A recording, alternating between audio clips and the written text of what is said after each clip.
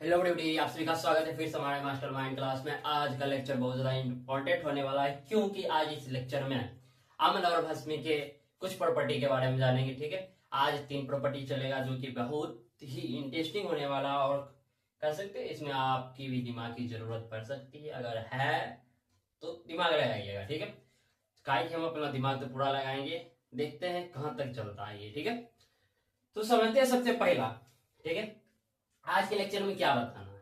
ठीक है, आज के लेक्चर में जितने भी सब इंपॉर्टेंट पॉइंट्स ही होंगे। ठीक है, एग्जाम के पॉइंट ऑफ व्यू से हो चाहे ना हो, लेकिन आपके ब्रेन को देखते हुए ये लेक्चर बहुत ज्यादा इंपॉर्टेंट है। ठीक है, कहा कि इससे आपका ब्रेन जो है थोड़ा सा इंक्रीज होगा, यानी डेवलप होगा, कह सकते हैं तो बूस्ट होगा, यानी तेज होगा। ठीक, इसके बारे में समझते हैं। सबसे पहले धातु के, यहाँ पर हम टॉपिक लिखा है। ठीक है, धातु के कार्बोनेट एवं बाइकार्बोनेट से अम्लीय अभिक्रिया।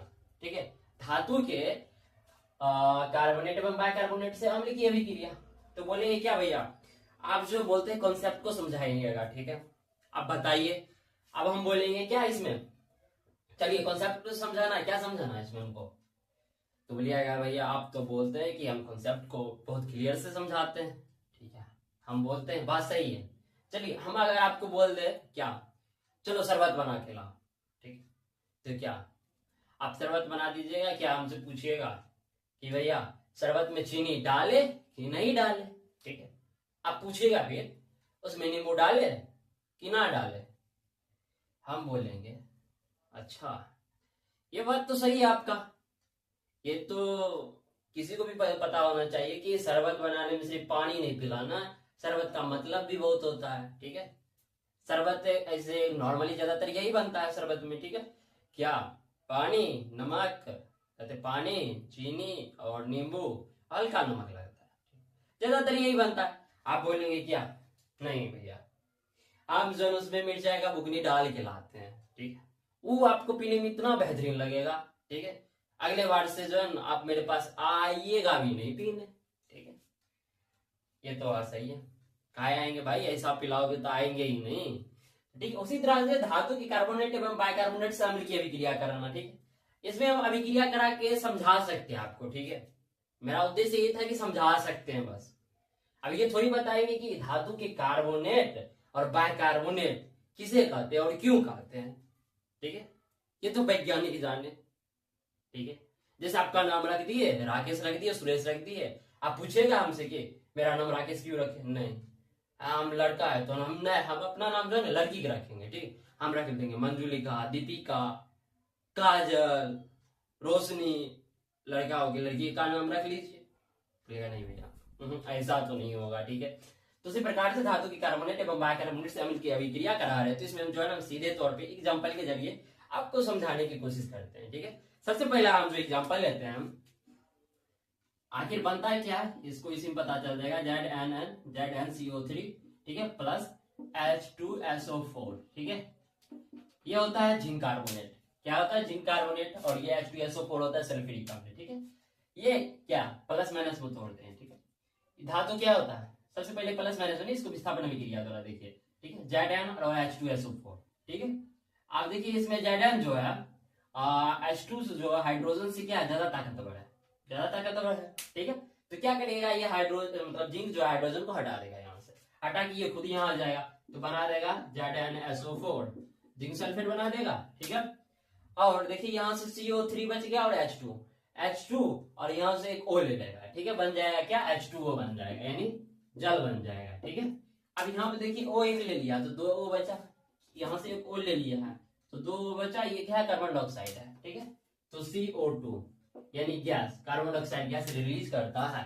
तो हम इससे बोल सकते हैं धातु की जो कार्बोनेट एवं बाइकार्बोनेट से अम्ल की अभिक्रिया कराने पर क्या बनता है, जल और कार्बन डाइऑक्साइड बनते हैं। ठीक है, ये हो गया। अब देखिए इसका एक और एग्जांपल देते हैं। ठीक है, Na2CO3 प्लस H2SO4 इसकी अभिक्रिया कराए। ठीक है, तो देखो ये सोडियम है। ठीक है, धातु, ये हाइड्रोजन है, फिर से विस्थापित करेगा तो Na2SO4 बना देगा। ठीक है, ये है सोडियम कार्बोनेट, सोडियम कार्बोनेट है। ठीक है, Na2CO3 जिसको जब हम करेंगे तो Na2SO4 सोडियम सल्फेट बन जाएगा। ओके, और देखिए H2SO4 यहाँ पे फिर वही प्रक्रिया होगा। ठीक है, H2O प्लस CO2। ठीक है, हो गया कंफर्म। ठीक है, अब पता चल गया होगा ना क्यों एग्जांपल क्यों लिए, इसलिए लिए। ठीक है, आपको रीजन में पूछा है धातु के कार्बोनेट और बाइकार्बोनेट सब के रहने पर क्या मिलता है, तो मुख्य रूप से देखिए दोनों में कॉमन आ रहा है, जल और कार्बन डाइऑक्साइड मिलता है। ठीक है, ये बात ध्यान रखना आपको। ठीक है, ये पॉइंट भी खत्म हो चुका है, चौथा पॉइंट था, पांचवा पॉइंट की ओर बढ़ते हैं। ओके ओके, पांचवा पॉइंट की ओर बढ़ते हैं। ओके, अब देखते हैं पांचवा पॉइंट क्या है। पांचवा पॉइंट का कॉन्सेप्ट हमने पिछले वीडियो में बताया है। ठीक है, हम कॉन्सेप्ट ऐसा बताते हैं कि आपको जो एक बार पढ़ लीजिएगा तो फिर आपको अगला वीडियो में जो है बहुत ज्यादा सुविधा मिलेगी। ठीक है, बहुत ज्यादा सुविधा मिलेगा। तो देखिए सबसे पहला पांचवा, अब पांचवा क्या है, ठीक, पांचवा पहले लिख देते तब समझाते हैं। ठीक है, क्या करना है आपको, अम्ल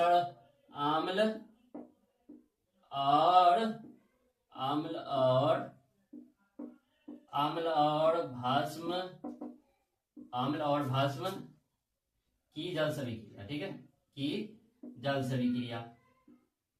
अब जल सविक्रिया कहते हैं। आप बोलिएगा भैया ये कब बताया आप, हमने पिछले वीडियो में तो बताया था। ठीक है, कि HCl का निर्माण कैसे होता है, तो इसी टाइप से आज ये भी बताते हैं। इसका एग्जाम्पल लेते हैं। सबसे पहले हम लेते हैं HCl प्लस जल सविक्रिया कराना है ना। HCl क्या हो गया, अम्ल हो गए, हाइड्रोक्लोरिक अम्ल, और जल सविक्रिया करा रहे हैं। ठीक है, आगे लेते हैं भस्म NaOH प्लस H2O। ठीक है, जल के साथ विक्रिया करा रहे हैं H2O। ठीक है, तो सबसे पहले देखते हैं आखिर ये बताए हुए कि नहीं, ये कंफर्म कर देता आपको। ठीक है, तो हम पहले बता दिए क्या HCl जो है, ठीक है, HCl प्लस माइनस से बने होते हैं। क्या होते हैं HCl, किससे बने होते हैं, प्लस माइनस से। ठीक है, ये होता है प्लस, ये होता है माइनस। अब प्लस माइनस क्यों है ये तो बता दिए, F1 केमिस्ट्री का डॉन, ये इलेक्ट्रॉन डालता है, इसके कारण इसको माइनस है, ये इलेक्ट्रॉन देता है इसलिए प्लस। ठीक है, प्लस माइनस में तोड़ा। ठीक है, तो देखिए Cl जो है अलग हो गया, Cl भी क्या हो गया, माइनस हो गया। ओके, अब देखिए यहाँ पे AH, ये जो प्लस चिन्ह है ना, उस पे देखिए माइनस चिन्ह चला गया, ये जो प्लस चिन्ह है। अब देखिए H2O। ठीक है, यहाँ से आप लेते हैं H2 और ये लेते हैं। ठीक है, दोनों को मिलाते हैं। देखिए H एक मतलब 2 H 1 H 3 H हो गया, H3 हो गया। ये जो O है वो चला जाता है इस पे। ठीक है, O प्लस। ठीक है, O प्लस, इसको HCl, और जब भी कोई होता है तो उसमें उष्मा निकलता है, ये हीट। ठीक है, उष्मा निकलता है। अब देखिए इसको भी तोड़िए, ये भी प्लस माइनस से बना हुआ है, Na प्लस OH माइनस। ठीक है, तो क्या हो गया, Na plus OH minus plus उष्मा। समझ में आ गया, अम्ल और भस्म की जल सविक्रिया कराने पे क्या क्या हो रहा है, उष्मा उष्मा उष्मा निकलता है। ठीक है, और देख रहे हैं यहाँ पे ये कॉन्सेप्ट का यूज किए थे हम आर्हेनियस के सिद्धांत को समझाने में। ठीक है, इसी कॉन्सेप्ट का यूज यहाँ भी कर रहे हैं। ये कॉन्सेप्ट को डिक्लियर और क्लियर करने के लिए आपको पिछले लेक्चर में जाना पड़ेगा। सबसे पहला जो लेक्चर है हमारा अम्ल और भस्म का, ठीक है, उसमें जो इंट्रोडक्शन दिए हैं उसमें ये है, इसका सभी चीज बताया गया है, विस्तृत जानकारी उसमें मिलेगा। ठीक है, ये हो गया, ये पांचवा बता दिए भैया। ठीक है, इस वीडियो में नहीं बताइएगा भैया, देखिए अगर बताने की तो हम बता दे। ठीक है, उसमें भी टाइम भी लग जाएगा, ज्यादा टाइम भी हो जाएगा, टाइम से मतलब नहीं है, लेकिन हमको पता चलना चाहिए ना कि आप उस वीडियो को देखे हैं कि नहीं देखे हैं, इसलिए इसको छोड़ रहे हैं। ठीक है, क्या उस वीडियो में कॉन्सेप्ट भी क्लियर कर दिए बिल्कुल भी। ठीक है, और उसमें जो इम्पोर्टेंट पॉइंट है वो भी बता दिए हैं, जो कि बिहार बोर्ड में पूछे जाते हैं। ठीक है, आर्हेनियस का सिद्धांत पूछे जाते हैं बिहार बोर्ड में, इसीलिए वो वीडियो देख लीजिएगा। ठीक है, उसमें पूरा डिटेल से पूरा लेक्चर देखिएगा, समझ आ जाएगा। ठीक है, पांचवा के बाद होता है छठा। ठीक है, पांचवा के बाद क्या होता है, छठा। तो समझते हैं आप छठा क्या है। ठीक है, छठा तो आप बोलते हैं क्या, दमदार लाते हैं। आज तो कोई दम नहीं है क्वेश्चन में। ठीक है, जो बता रहे हैं बिल्कुल इजी है। ओके, आप देखते हैं छठा क्या है। ठीक है, दमदार तो लाते हैं, तो देखते हैं ना अभी छठा क्या है। छठा के बारे में एक बताए थे क्या, धातु के ऑक्साइड क्या होते हैं, धातु के ऑक्साइड भास्मिक होते बताए थे। अब अधातु के ऑक्साइड देखते हैं, ठीक है। अधातु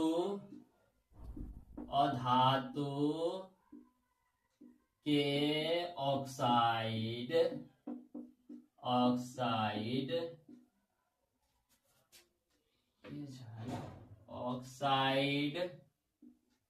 से धातु के ऑक्साइड से भस्म की अभिक्रिया, ठीक है। भस्म की अभिक्रिया, थोड़ा सा अभिक्रिया, ठीक है, अभिक्रिया, ओके। और धातु के ऑक्साइड से भस्म की अभिक्रिया, इसके बारे में समझते हैं सबसे पहले, ठीक है। सबसे पहले समझते हैं धातु और धातु के ऑक्साइड आखिर क्या होते हैं। ये जो VBI है, ठीक है, और धातु के ऑक्साइड क्या होते हैं, अम्लीय होते हैं। इसको आप नोट कर लीजिएगा, क्या होते हैं, अम्लीय होते हैं। इस पे स्टार लगा देते हैं हम, 3 स्टार। पूछ सकता है एग्जाम में, ठीक है। वो पूछे चाहे ना पूछे, आपके जो कोचिंग वाले सर वो पूछेंगे। ये बिहार बोर्ड तो पूछता भी है, ठीक है, तो ये आपके सर भी पूछेंगे, तो याद कर लीजिएगा, ठीक है।